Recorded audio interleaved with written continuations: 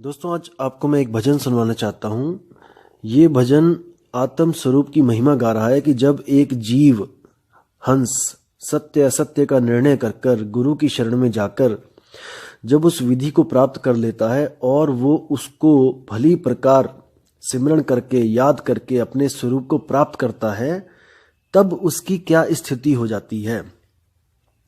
और इस भजन के बाद मैं इसका सरलार्थ भी करूंगा, समझाने की भी कोशिश करूंगा, क्योंकि कई भाइयों को ये समझ में नहीं आएगा शायद, क्योंकि भाषा थोड़ी सी अलग होगी। तो आप इसका आनंद लें और उसके बाद मैं आपको बताता हूं कि भजन क्या कहना चाहता है। साहिब बंदगी।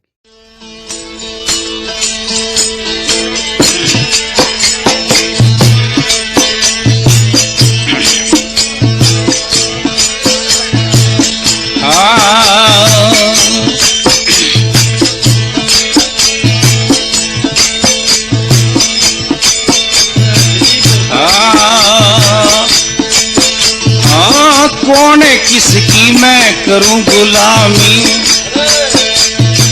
मोहे दायनी आय रे। कौन किसकी करूं गुलामी,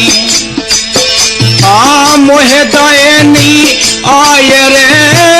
एक अंतर्यामी हूँ मैं, सब गठरे ओ समाय रे। आज गो आनंद सजनी,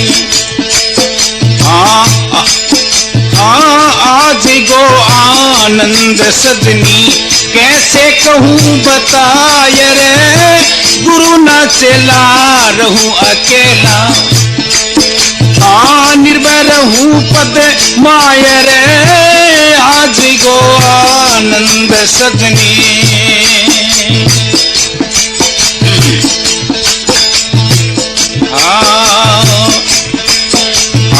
ना कोई क्रिया ना कोई करनी,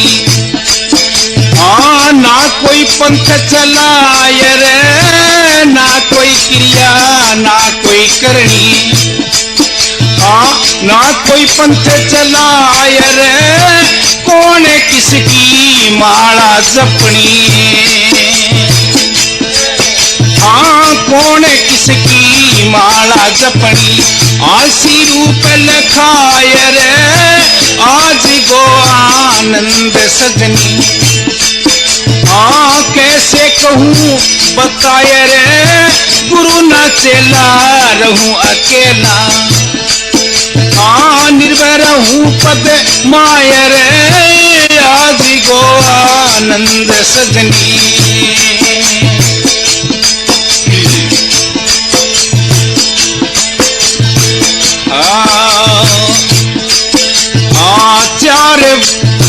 चार वेद शास्त्र, चार वेद शास्त्र खट सब है। मेरे से उपजाय रे। चार वेद का शास्त्र खट सब है। मेरे से उपजाय रे। ब्रह्मा विष्णु मेरे से उपजाओ। ब्रह्मा विष्णु मेरे से उपजा। मेरे में आन समाय रे। आज गो आनंद सजनी, आज गो आनंद सजनी। कैसे कहूँ बताय रे, गुरु न चला रहूं अकेला। निर्भय रहूं पद माय रे। आज गो आनंद सजनी।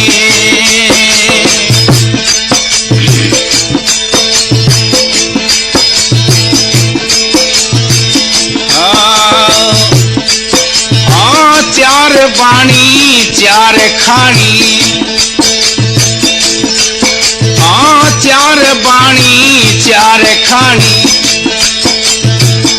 तो पहुँचे नाय रे। चार बाणी चार खानी,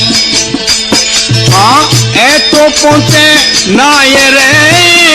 तो सबको कही है मैंने, तो सबको कही है मैंने।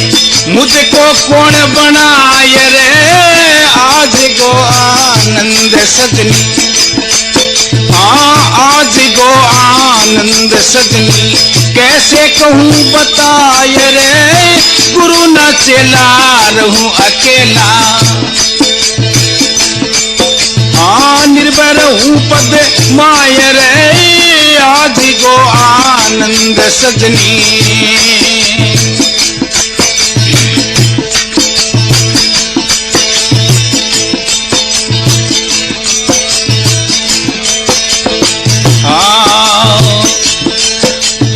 नित्य हूँ आनंद के माँ,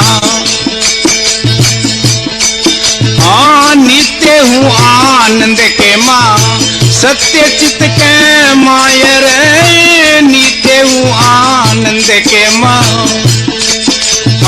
सत्य चित के माय रे, नेति नेति निगम थाके, नेति नेति निगम थाके।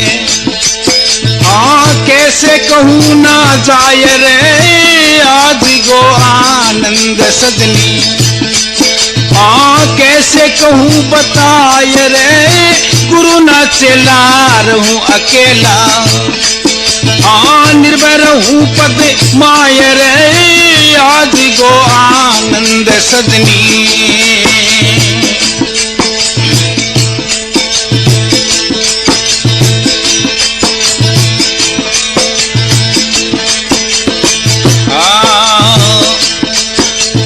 हूँ तो अंतर ना परतंत्र, हूँ तो अंतर ना परतंत्र। अपना स्वरूप कमाय रे, हूँ तो अंतर ना परतंत्र। अपना स्वरूप कमाय रे, निजानंद की आई है मस्ती। निजानंद की आई है मस्ती, अक्षर लागे नाय रे, आज गो आनंद सजनी। कैसे कहूँ बताय रे, गुरु न चेला रहूं अकेला। निर्भर हूँ पद माय रे, आज गो आनंद सजनी।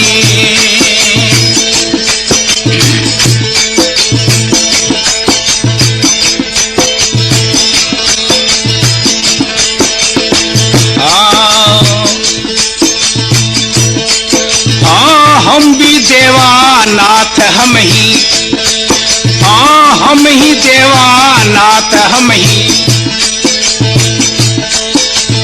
ना कोई जात है जाय रे, हम भी देवानाथ हम ही। ना कोई जात है जाय रे, मान मान है मान हम ही। मान मान है मान हम ही।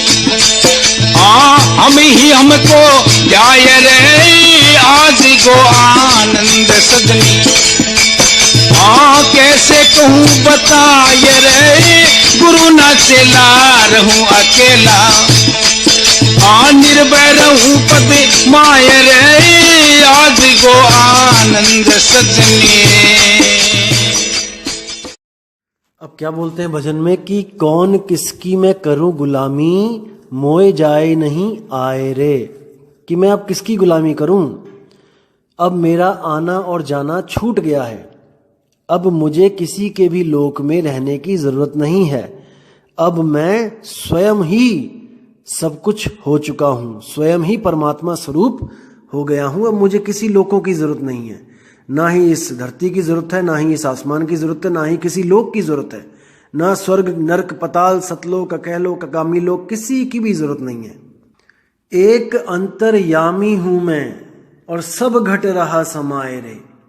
ये वो अवस्था है जब आत्म स्वरूप का ज्ञान हो जाता है जीव को, और वो हर घट में उस परमात्मा उस आत्मा को देखना शुरू कर देता है। जैसे साहिब कहते हैं, घट घट मेरा साइया सूनी सेज ना कोए, बलिहारी व घट की जिस घट प्रगट होए। जिस घट प्रगट होए मतलब जो भी जीव अपने निज स्वरूप को प्राप्त करके प्रगट हो जाता है, ज्ञान में आ जाता है, कहते हैं बलिहारी जाऊं उस जीव की। जैसे साहिब कहते हैं कि कबीर कोई आदमी इंसान नहीं है, कि कोई भगवान बना के बैठ गया कि वो कोई शरीर है और 2 हाथ 2 आंख 2 पैर हैं उसके, नहीं। कक्का केवल नाम है, बब्बा ब्रह्म शरीर, रारा सब में रम रहा, अरे वाको नाम कबीर। जो सब में रम रहा है वो कबीर है। और इन अज्ञानियों ने कबीर को एक स्थान पे ले जाके रख दिया कि सतलोक का राजा कबीर है। अरे भाई, वो सतलोक का राजा वो कबीर नहीं है। कबीर वो है जो रम रहा है हम में, आप में, सब में। और वो क्या है? वो आत्म राम सुरती के रूप में घट घट में विराजमान है, बस वो अपने आप को जान नहीं पा रहा है। इसी को कबीर साहब ने बीजक में बोला है, देव निरंजन सकल शरीरा, तामे भ्रम भ्रम रहल कबीरा। बीजक में बिल्कुल क्लियर कर दिया उन्होंने कि जितने भी शरीर हैं वो देव निरंजन का ही रूप हैं। और उस देह में जो आत्मा रूपी, जो सुरती रूपी, जिसकी वजह से देह चल रही है, उसको बोला है कबीरा। कबीर और कबीरा में फर्क बता देता हूं। कबीर जहां पे बोलते हैं कहें कबीर, वो ज्ञानी मूल सुरती ज्ञान दे रही है। जैसे जहां पे कबीर साहब ने अपने लिए बोला कहें कबीर सुनो भाई साधो, यानी वो मूल सुरती हमें सत्य ज्ञान दे रही है। और जहां पे वो बोल दे कबीरा, तो समझ जाना वो उस अज्ञानी जीव के लिए बोला गया है जो भ्रमित है। तो बोलते हैं देव निरंजन सकल शरीरा, तामे भ्रम भ्रम रहल कबीरा, यानी उस शरीर में भ्रमित हुआ कबीर, जो एक आम जीव है, उसकी बात कर रहे हैं साहिब कि वो भ्रमित हो चुका है। वो अपने आप को शरीर समझ रहा है, शीशे में देख के अपने आप को साफ करता है, कंघी करता है, पेस्ट करता है, सब कुछ करता है, लेकिन वो अपने आप को कभी नहीं जान पाता कि मैं इस शरीर से न्यारा हूं, चेतन स्वरूप हूं। और कुछ मूर्ख नकली आत्मज्ञानी वो क्या करते हैं, वो कबीर साहब को एक आदमी बना के पेश करते हैं, ब्रह्म बना के पेश करते हैं कि कबीर साहब भी कोई ब्रह्म है, यानी किसी लोक के मालिक हैं। महाअज्ञानी लोग हैं ऐसे जो जीवों को भ्रमित करते हैं। दोस्तों, आपने भ्रमित नहीं होना है, आपने भ्रमित नहीं होना है, आपने सत्य असत्य की परख करनी है। तो आगे क्या कहते हैं, आज गो आनंद सजनी, कैसे कहूं बताए रे, गुरु ना चेला रहूं अकेला। कितनी बड़ी बात कर दी है देखो। अब ये इसका मतलब ये नहीं कि आपको कोई गुरु बनाने की जरूरत नहीं है, कि कोई कहे नहीं नहीं नहीं, ना गुरु ना चेला, मैं तो अकेला ही ठीक हूं। नहीं दोस्तों, मैंने आपको पहले भी समझाया था कि गुरु का मतलब कोई शरीर नहीं होता है। गुरु का मतलब होता है ज्ञान। जब आपने अज्ञानी जब आप होते हो, जब आपके पास कोई विधि नहीं होती है, जब आप कुछ भी करने में समर्थ नहीं होते हो, तब आप एक गुरु धारण करते हो। और वो गुरु आपको नाम नहीं जपवाता है। आप कोई भी गुरु ले लो इस दुनिया में, केवल आध्यात्मिक गुरुओं के अलावा सारे गुरुओं को पता है कि नाम जपने से विद्या ट्रांसफर नहीं होती, वो प्राप्ति नहीं होती जो गुरु के पास है, वो चेले के पास नहीं पहुंचती चीज। जैसे आप एक मोची के पास जाओगे, अगर मोची आपको कोई नाम दे, मंत्र दे देगा कि इस मंत्र को जपो और तुम्हें अपने आप विद्या आ जाएगी, तुम अपने आप जूते गांठने लग जाओगे, दोस्तों नहीं होगा। आप किसी नाई के पास जाओ काम सीखने, वो आपको कहे कि ये वाला मंत्र दिन में 3 बार जपना, दिन में 5 बार जपना, तो दोस्तों आपको कभी भी वो काम नहीं आएगा करना। आप किसी कुक के पास चले जाओ जो खाना बनाता है, आप दोस्तों सारी उम्र उससे मंत्र लेके जपते रहना, आपको चाय तक बनानी नहीं आएगी। हर गुरु को पता है, दुनियावी गुरुओं को, कि नाम मंत्र से कुछ नहीं होने वाला। ये अक्षर तो केवल अपनी बात को आपके सामने रखने के लिए बनाए गए हैं, ना कि इनको जपने से कोई प्राप्ति होती है। कबीर साहब कहते हैं, गुड़ गुड़ कहे मुख मीठा होए, धन धन कहे जो धनिया होए, निर्धनिया रहे ना कोई। फिर धन धन करके सबको धन मिल जाएगा तो निर्धन कौन रहेगा यहाँ पे। यही चीज बाबा नानक कहते हैं, राम राम करता जग फिरे, राम ना पाया जाए। अरे सब राम राम के जाप में फंस गए हैं। उस राम को जो सब घट में विराजमान है, उसको जानोगे तब वो प्राप्त होगा। अब कई लोग घट घट को और कण कण में कंफ्यूज हो जाते हैं कि जब घट घट बोल दिया तो इसका मतलब वो पत्थरों में भी है, वो मिट्टी में भी है, वो नालियों में भी है, वो मूर्तियों में भी है, वो जूते चप्पल में भी है, वो कण कण में है। दोस्तों, ऐसी बातें मूर्ख करते हैं जिनको भेद नहीं पता होता है। अब आपको मैं एक उदाहरण देता हूं, जैसे पनघट।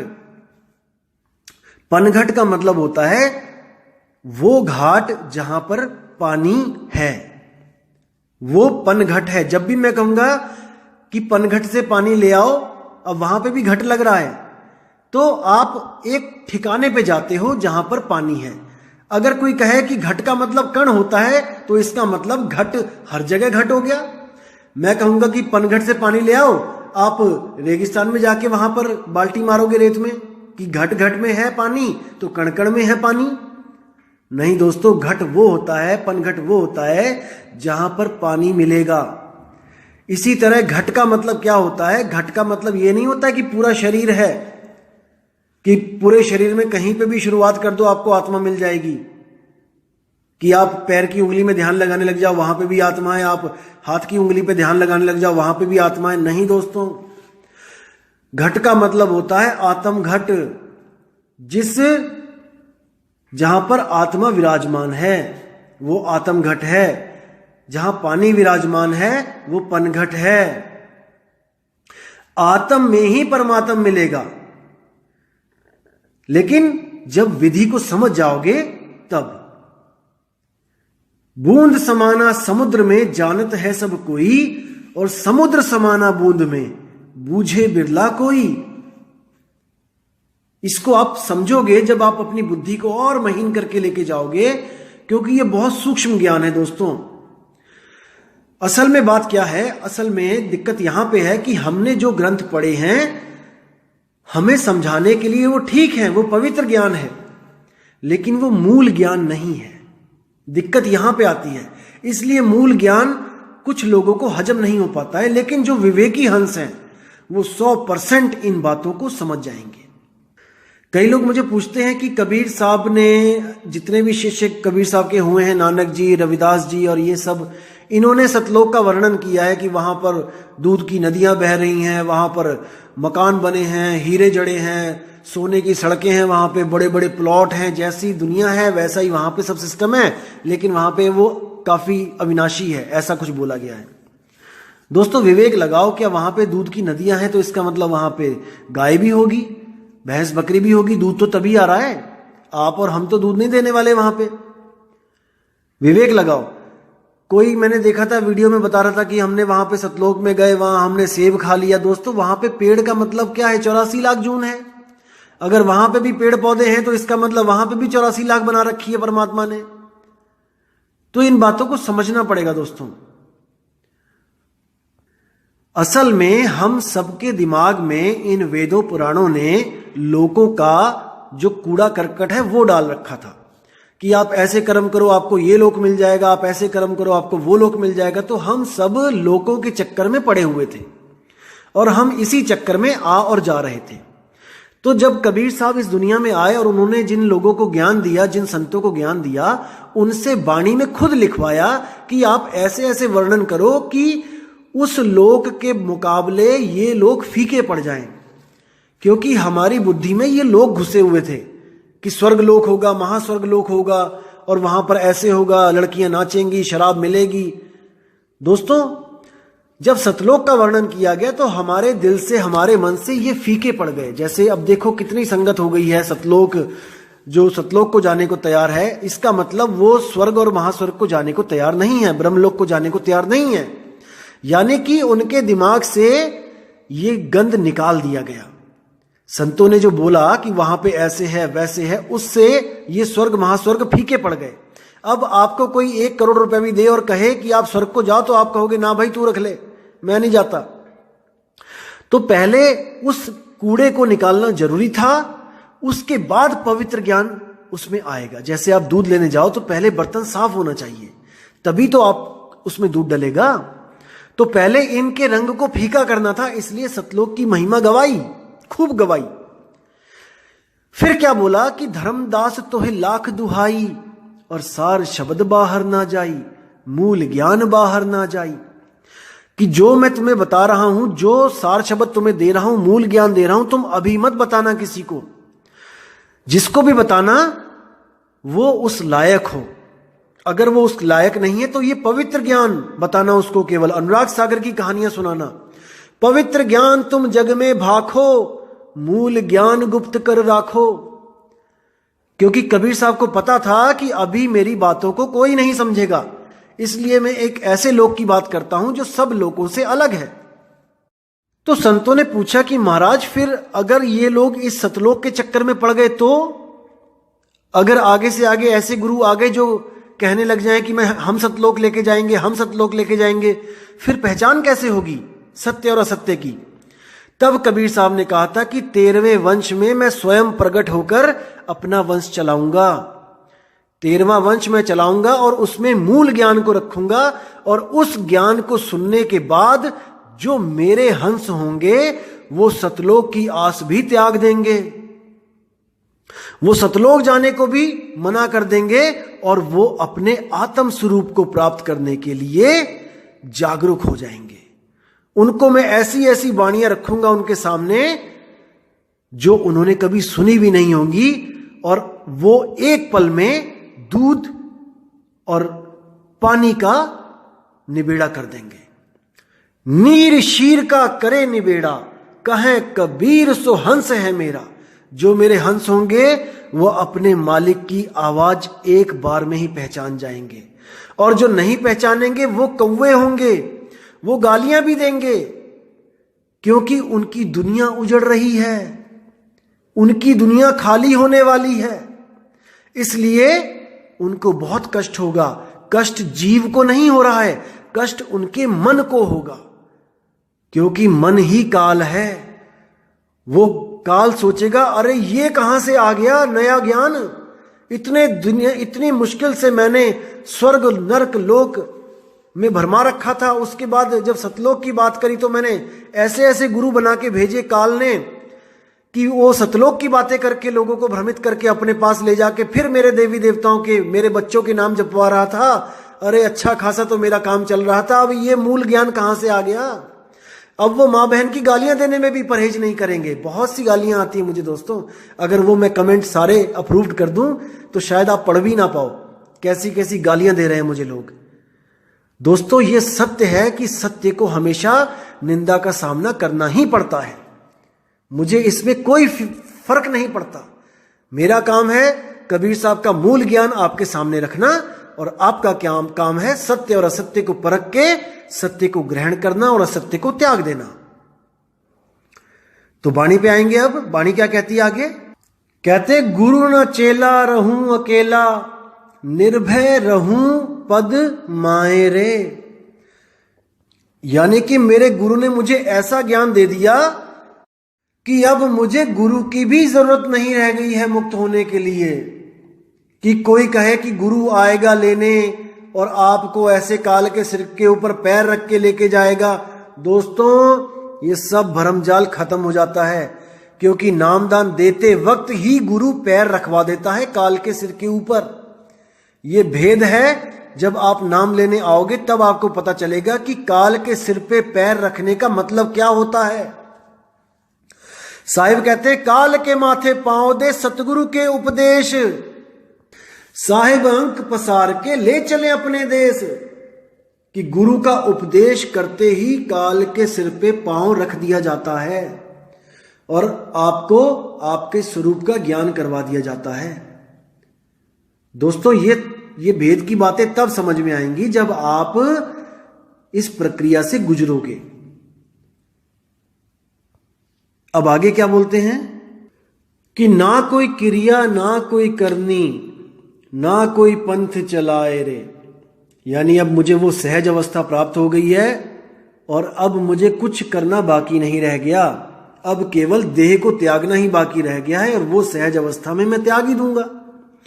ना कोई पंथ चलाए रे, अब ना ही मैं कोई ऐसा पंथ चलाने जाऊंगा, क्योंकि जो गुरु का पंथ चल रहा है वही काफी है। मैं कोई अलग पंथ नहीं चलाऊंगा। जैसे आजकल के अज्ञानी शिष्य क्या करते हैं, जो थोड़ा बहुत ज्ञान गुरु से प्राप्त करके खुद ही गुरु बन के बैठ जाते हैं। अपना कल्याण होता नहीं है, लेकिन नए नए पंथ चलाने में लगे रहते हैं कि मैं भी गुरु की तरह कोई पंथ चला के हजारों चेले इकट्ठे कर लूं। लानत है उन लोगों पे, लानत है उन लोगों पे जिनका गुरु अभी विराजमान है और वो अपने अपने पंथ चलाने में लग गए हैं। गुरु तक चेलों को नहीं पहुंचने दे रहे और खुद को कहते हैं कि मैं ही गुरु हूं। अभी गुरु जी जिंदा भी हैं उनके। तो शर्म करो आप लोग, अपना कल्याण करो, लोगों की चिंता बाद में करो। अब कहते कौन किसकी माला जपणी, आरसी रूप लखाए रे, यानी किसकी माला जपूं मैं? वो शुद्ध स्वरूप चेतन आत्मा मैं ही हूं। गुरु की दया से मैंने उस स्वरूप को लख लिया है। अब कह रहे हैं चार वेद शास्त्र खट सब हैं, मेरे से उपजाए रे, यानी कि इन सब ग्रंथों की रचना करने वाला वो आत्मदेव ही है। अगर आत्मदेव ना हो तो कोई ग्रंथ की रचना ना हो पाए इस दुनिया में। यानी आत्मदेव ने ही सारे शास्त्र बनाए, सारे पुराण बनाए, गीता भागवत बनाई, लेकिन वो खुद को ना जानने के कारण अपने से पैदा हुए 52 अक्षरों में उलझ गया। सारे ग्रंथ 52 अक्षरों से बने हैं, लेकिन उसको बनाने वाला 52 अक्षरों से परे है। वो चेतन आत्मा उन 52 अक्षरों से परे है, वो अविनाशी अक्षर है। इसीलिए बोला गया कि 52 आखर जोरे आन और सकिया ना आखर एक पहचान। कि कबीर साहब कहते हैं 52 अक्षरों को जोड़ जोड़ के बड़े बड़े ग्रंथ बना के बैठ गया, लेकिन उस एक अक्षर अविनाशी आत्मा को नहीं जान पाया। सारा ध्यान अपने से बनाए हुए मंत्रों को जपने में लगा दिया और अपने जीवन को खो दिया। आगे क्या बोलते हैं? ब्रह्मा विष्णु मेरे से उपजयो और मेरे में आन समाए रे, आज गो आनंद सजनी कैसे कहूं बताए रे। मतलब कि आत्मा के द्वारा ही मन पैदा होता है, सुन्न पैदा होता है, और सुन्न से ही 3 गुण पैदा होते हैं, रजोगुण, सतोगुण, तमोगुण। यानी कि ब्रह्मा विष्णु महेश।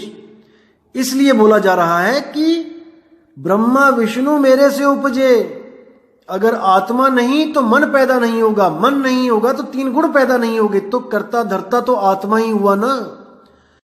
इसी को कबीर साहब ने बोला है, आजा का घर अमर है पुत्र के सिर भार, 3 लोक नाती ठगा पंडित करो विचार। आजा का घर अमर है मतलब कि जो माया है, मन और माया, इन दोनों का जो बाप है वो आत्मदेव है। आपकी आत्मा ही आपके मन और माया की उत्पत्ति का कारण है, यानी वो इन दोनों का बाप हुआ, आपका आत्मदेव, मन और माया का। और आगे 3 बच्चे तो उनको बोल दिया नाती, क्योंकि मन का भी बाप है और माया का भी बाप है। मन और माया दोनों आपस में भाई बहन हुए। आत्मदेव के 2 बच्चे हुए, एक मन और एक माया। 2 बच्चे हुए इसलिए भाई बहन हुए, लेकिन उन दोनों से ही 3 गुण पैदा होते हैं, इसलिए वो पति पत्नी भी हो गए। तो कहते हैं आजा का घर अमर है, यानी नाना जी का घर अमर है, वो आत्मा अमर है आपकी। पुत्र के सिर भार, मन के सिर पे भार दे रखा है सारे कामकाज करने का, जितने भी ये दुनिया बनानी है। और 3 लोक नाती ठगा। अब नाती बोला यानी अब माया के पुत्रों की बात है, 3 गुण माया के भी हैं। तो कह रहे हैं कि उन्होंने पूरा दुनिया ठग ली 3 गुणों में।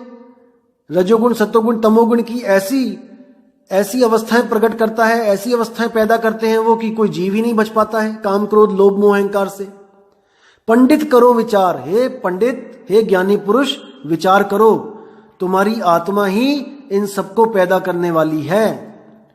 उसको महसूस करो, उस अवस्था को प्राप्त करो जहां पर तुम इनके पैदा होने से भी पहले थे। तो कहते हैं ब्रह्मा विष्णु मेरे से उपजे, मेरे में आन समाये रे। जैसे सृष्टि पैदा करी है आपने, आपकी आत्मा ने मन माया को प्रकट करके 3 गुण पैदा करके ब्रह्मा विष्णु महेश को पैदा किया, मेरे में आन समाये रे। इनको वापस बैक गियर लगा दो। ये सब उल्टे पेड़ की तरह लटके हैं।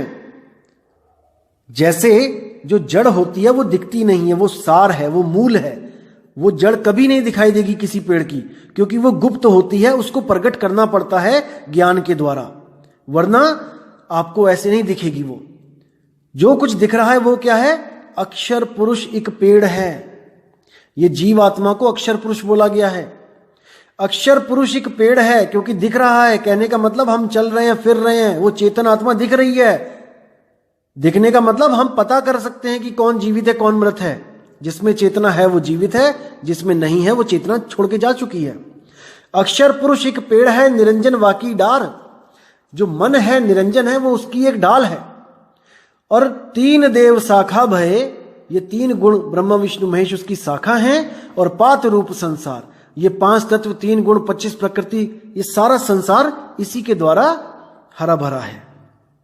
तो कहते हैं इनको वापस जैसे पैदा हुए हैं वैसे ही वापस इनको समेट लो। जैसे आपने अटैची खोल के सारे कपड़े फेंक दिए, खलारा डाल दिया पूरे कमरे में, उसको वैसे ही समेट के उस अटैची में बंद कर दो, यानी कि यू टर्न ले लो। अब आगे क्या बोल रहे हैं? 4 वाणी चारों खानी, वो तो पहुंचे नाई रे। यानी कि संतों की जो वाणियां होती हैं वो 4 प्रकार की होती हैं, परा, बसंती, मदा, बैखरी। कहते हैं इन चारों वाणियों के द्वारा भी वहां तक नहीं पहुंचा जा सकता। और चारों खानी तो क्या पहुंच पाएगी वहां पे? चारों खानियां तो आपको पता ही हैं। अब कहते हैं ऐ तो सबको कही है मैंने, और मुंह को कौन बनाए रे। ये वाणियां जितनी भी है ये तो मैं कह ही रहा हूं, मैं कहता ही आया हूं आज तक। इन वाणियों को तो मैंने बनाया है, लेकिन मुंह को कौन बनाए रे। मुझे कौन पैदा कर सकता है? मैं तो अजन्मा हूं, अविनाशी हूं। अब कहते हैं नित्य हूं आनंद के माहा, यानी हमेशा ही मैं आनंद में रहता हूं। अब सुख दुख का सारा झगड़ा खत्म। सत्य चित्त के माये रे, उस सत्य स्वरूपी में, उस सत्य स्वरूप में मैं हमेशा के लिए स्थिर हो गया हूं। अब मेरा आवागमन खत्म हो गया। अब कहते हैं कि वेदों में नेति नेति करके सब ऋषि मुनि थक गए। नेति नेति का मतलब होता है ना इति ना इति, ये भी नहीं वो भी नहीं। परमात्मा के बारे में बताया जब उन्होंने कि परमात्मा ये भी नहीं वो भी नहीं, शायद ये भी शायद वो भी, शायद ये भी नहीं शायद वो भी नहीं। तो कहते हैं कि नेति नेति निगम थाके, कैसे कहूं न जाए रे। मतलब कैसे कहूं मैं, किससे कहूं, मैं कह भी नहीं सकता उसको, वो अवस्था ही ऐसी है। आज गो आनंद सजनी, कैसे कहूं बताए रे। क्या बताऊं मैं उसके बारे में, क्या आनंद है।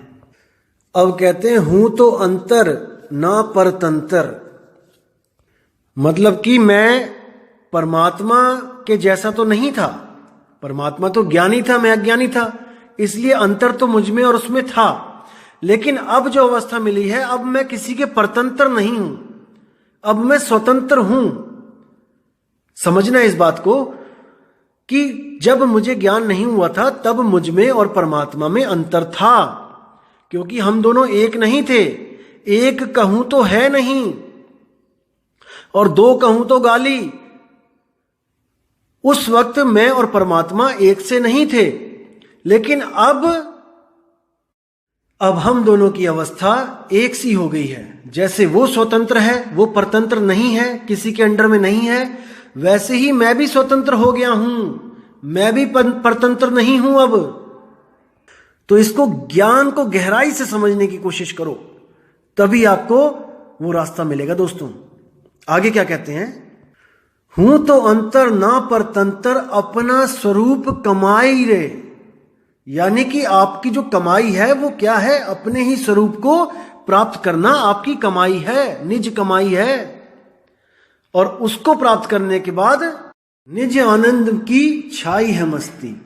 उस निज आनंद को प्राप्त करके, निज नाम को प्राप्त करके, उस आदि नाम को प्राप्त करके, ये मन आपका आपसे हार जाएगा। इसी के लिए बोला गया है आदि नाम ले काल गिराऊं। आदि नाम का मतलब होता है दोस्तों जो आद से, यानी जब दुनिया बनी भी नहीं थी तब से वो नाम आदि। क्या ये 52 अक्षर आदि हैं? क्या कोई मंत्र आदि है? अरे ये इंसानों ने बनाए हैं दोस्तों। वो आदि मंत्र 52 अक्षर में नहीं है, वो आदि अक्षर 52 से न्यारा। जैसे कबीर साहब कहते हैं धर्मदास जी को, धर्मदास एक ही ब्रह्म और नहीं कोई, सब घट रमा कबीर है सोई। कहते हैं जो भी तुम्हें दिख रहा है इस दुनिया में, जितने भी पुरुष दिख रहे हैं, ये सब ब्रह्म है और कोई नहीं है। लेकिन सब घट रमा कबीर है सोई, जो सबके घटों में रमा हुआ है वो कबीर है। नहीं कबीर नहीं धर्मदास, अक्षर एक सब घट ही निवास। कि ना तो कोई कबीर ना कोई धर्मदास, इन नामों में मत उलझना। कोई कबीर नहीं है, कोई धर्मदास नहीं है, सब एक ही रूप के हैं। अक्षर एक सब घट ही निवास, वो एक अक्षर अविनाशी आत्मा वो सबके घटों में निवास कर रही है। तुम धर्मन्य सत्य कर मानो, दूजी बात ना कछु मन आनो। मेरी बात को तुम गहराई से समझ लेना धर्मदास, और तुम्हारे मन में इसके अलावा दूसरी कोई बात ना आ पाए। किसी पे विश्वास मत करना। 52 अक्षर संग भुलाना, अक्षर आदि का मर्म न जाना। अक्षर आदि अक्षर गुरु पारस दीना, पारस छुए तो पारस कीना। तो बिल्कुल सही बोल दिया वहां पर कि भाई धर्मदास और कबीर केवल इस दुनियावी नाम की वजह से अलग अलग हैं, वरना तुझ में मुझ में कोई भी असमानता नहीं है। हम दोनों ही एक रूप हैं, लेकिन मैं निर्बंध हूं और तू बंधन में है। इसलिए तुझे मेरे कहे चलना पड़ेगा, मुझे गुरु धारण करना पड़ेगा। अगर मुझे गुरु धारण करेगा तभी मैं तुझे वो ज्ञान दूंगा जिसके द्वारा तू भी निर्बंध हो जाएगा, तू भी स्वतंत्र हो जाएगा, परतंत्र नहीं रहेगा। इसलिए उस भोले भाले जीव को कबीर साहब ने सार शब्द देके उसको गुप्त रखने के लिए कहा कि कोई कपटी इस ज्ञान का भेद जानकर उससे मिलता जुलता ज्ञान देकर कहीं जीवों को भ्रमित ना कर दे, इसलिए उसको गुप्त कर रखना। तो दोस्तों इन चीजों को समझना पड़ेगा। आगे वाणी क्या कहती है? हम ही देवा नाथ हैं हम ही, कि मैं ही वो देव हूं, मैं ही वो नाथों का नाथ हूं जिसको मैं ढूंढ रहा हूं। अभी नहीं समझ में आएगा आपको ये बातें कि आप ही कैसे वो हो, लेकिन जब ज्ञान में आ जाओगे, रम जाओगे, जब तब आपको पता लगेगा जिसको मैं खोज रहा हूं वो मैं ही हूं। तो कह रहे हैं हम ही देवा नाथ भी हम ही, ना कोई जात आ जाए रे। यानी कि मैं वो देव हूं जो आता जाता नहीं हूं। उस अवस्था को प्राप्त करने के बाद ये वाणी निकल रही है। आगे क्या बोल रहे हैं? आगे कहते हैं मान मान ए मान हम ही हमको ध्याय रे। कि भाई मेरी बातों को मानो चाहे ना मानो कोई फर्क नहीं पड़ता, लेकिन मैं सत्य बोल रहा हूं कि हम ही हमको ध्याय रे। मैं अपने आप को ही ध्या के इस परम अवस्था को प्राप्त हुआ हूं। मैं किसी की आस में नहीं बैठा कि कोई मेरा हाथ पकड़ के लेके जाएगा और मुझे वहां तक पहुंचाएगा। गुरु ने मुझे भेद बताया, मैंने उस भेद पे विधि अपनाई और मैं उस अवस्था को आज प्राप्त कर गया हूं। तो ये है आत्मज्ञान का भजन। आज गो आनंद सजनी, कैसे कहूं बताए रे। गुरु न चेला रहूं अकेला, निर्भय रहूं पद माए रे। उस निर्भय पद, निर्भय अवस्था को मैं प्राप्त कर गया हूं। अब मेरा काल कुछ नहीं बिगाड़ सकता। मुझे सार शब्द, मुझे निज शब्द, मुझे सार नाम, मुझे निज नाम मिल चुका है। सार शब्द पाए जो वीरा, संग रहूं मैं दास कबीरा। अब वो मेरे अंग संग है, वो मुझसे दूर नहीं है। सार शब्द आए जही विधि हाथा, तेही विधि काल नवावे माथा। अब काल मेरा कुछ नहीं बिगाड़ सकता। मैं बियॉन्ड द टाइम चला गया हूं, मैं समय के पार हो गया हूं। मैं आत्मज्ञान में स्थित हो गया हूं और आत्मा का कोई समय नहीं होता पैदा होने और नष्ट होने का, वो सदा से ही है। लेकिन भूल के कारण इस जन्म मरण में जीव रूप में उलझ गई थी। उसको एक सतगुरु मिल गया जिसने उसी जीव को ज्ञान दिया और निर्बंध अवस्था तक पहुंचा दिया। बंधे को बंधा मिला छूटे कौन उपाय, कर सेवा निर्बंध की और पल में लेत छुड़ाए। बहुबंधन से बांधिया एक बेचारा जीव, क्या बल छूटे आपने जो न छुड़ाए पीव। वो सतगुरु ही पीव है हमारा, सतगुरु पीव जीव के रक्षक, तासे करो मिलाना हो। तो इसी के साथ दोस्तों मैं विदा चाहूंगा, और जो मैं अगला ऑडियो जो मैं लेके आऊंगा आपके लिए, आपके विवेक को जगाने के लिए दोस्तों, वो अनमोल होगा। उसको समझने के बाद आप ऐसा कुछ नहीं रह जाएगा जो समझने के लिए बचेगा। लेकिन फिर भी मैं अपनी 50 ऑडियोज पूरी करूंगा और इस ज्ञान को और दृढ़ करवाऊंगा आपको, ताकि आपके मन में 1% भी संशय ना रहे, क्योंकि संशय ही भ्रम होता है और इस भ्रम का मैं पूरा नाश करके रहूंगा। आप फिक्र मत करना दोस्तों, मैं आपके सेवा में, आपकी सेवा में हमेशा तत्पर हूं। और मुझसे कोई प्लीज मेरी फोटो ना मांगे, कोई मेरी वीडियो ना मांगे, क्योंकि मैं किसी के सामने नहीं आना चाहता। मैं आपके सामने केवल अपना ज्ञान रखना चाहता हूं, जो मुझे सतगुरु कबीर साहब की दया से प्राप्त हुआ है। बस मैंने कोई आपसे पैसे नहीं लेने, मैंने कोई आपसे अपनी सेवा नहीं करवानी, मैंने कुछ नहीं करवाना आपसे। बस मैं आपको गुरु जी का रास्ता बताऊंगा, केवल उन विवेकी हंसों को जो सच में, जिनको तड़प है मालिक से मिलने की, अपने स्वरूप को प्राप्त करने की तड़प है, केवल उन्हीं लोगों को आगे का रास्ता मिलेगा।